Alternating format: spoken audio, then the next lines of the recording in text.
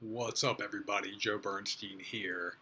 You know me, I'm helping really successful men who've built an amazing life from a professional and financial perspective. I'm helping them gain insight, access, and transformation when it comes to their love life and their health. When they've created professional success, it's time to create personal success. So I want to talk today about competing commitments.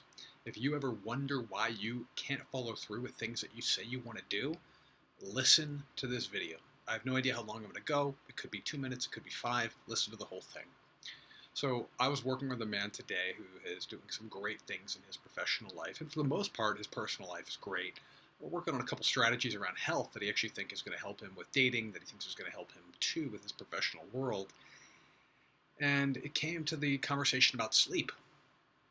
And he's for years wanted to do better with sleep. What ends up happening is he goes to sleep too late, he wakes up tired, he procrastinates a little in the morning, gets into the office a little later than he wants. He'd prefer a life where he wakes up early, he exercises, he reads, he cooks himself a nice breakfast, and he's in a great state by the time he gets to work. And he had certain beliefs inside of him that was keeping him from succeeding. He thought it was just about willpower. He thought it was just about figuring out the right evening routine, which these are true. You're going to need to exercise some willpower. And you're going to have to tweak your morning and evening routines if you want different, better, or more sleep.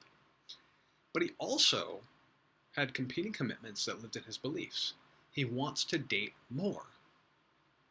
And he was believing that if he was a guy who wakes up at 5 a.m. and goes to bed at 9:30 or 10 a.m., that was going to be a real problem for his dating.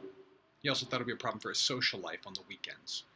And so what we did is we looked at that and we discovered that. We said on one end, you want better sleep, and you see all the reasons why it's going to improve your life. We kept digging deeper and deeper and deeper, and it got to the point where he thought, this change in his sleep pattern could help him be the kind of person that attracts his next job and the kind of love relationship that he wants in his life. And overall, he'd be happier and healthier and more confident. So you want this better sleep, and you see the benefit that it'll have for you in your life, but at the same time, you want to have a dating and social life, and you think that these two are competing commitments, when in reality they aren't. I helped him look at new strategies, new beliefs, new ways of seeing how his dating life can work and how his social life can work if he were the kind of guy who woke up at 5 a.m. and exercised and was in bed by 10, right? So one of the things is he thought it was really going to limit his capacity to date.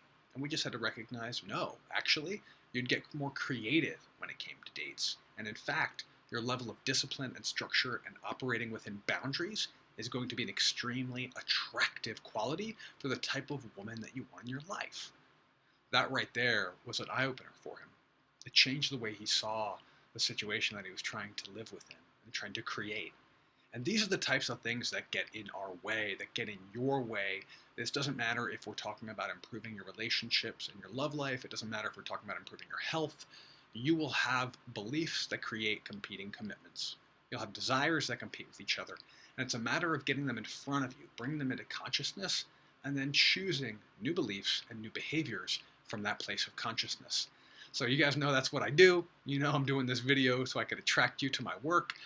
If you have had a hard time creating habits, I do want you to learn and study habit science. I do want you to experiment with new ways, but I also want you to contact me so I can help you with the emotional side, with the belief side, with the competing commitments, because if you don't see them, they're always going to get in the way and they're going to trip you up. That's what I got for you today. Have a great weekend, or whenever I don't know when I'm going to post this thing. Have a great life. Have a great afternoon. Peace.